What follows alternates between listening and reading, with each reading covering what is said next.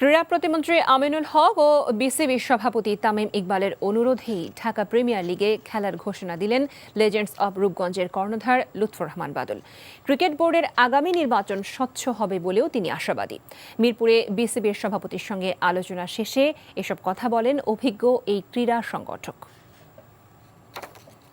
যে আমরা legend of রূপগঞ্জের আমরা সব প্লেয়ারগুলি ছেড়ে দিয়েছিলাম, যে আমরা বলেছিলাম যে আমরা খেলবো না।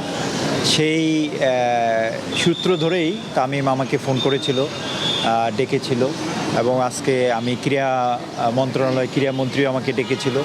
আমার দুজনের সাথে খুব ভালো কথা হয়েছে এবং তারা রিকোয়েস্ট করেছে যাতে আমি ক্রিকেটের দল বদলে অংশগ্রহণ করি, ক্রিকেটের মধ্যে থাকি। আমি ওই রিকোয়েস্টটা রাখবো ইনশাল্লাহ।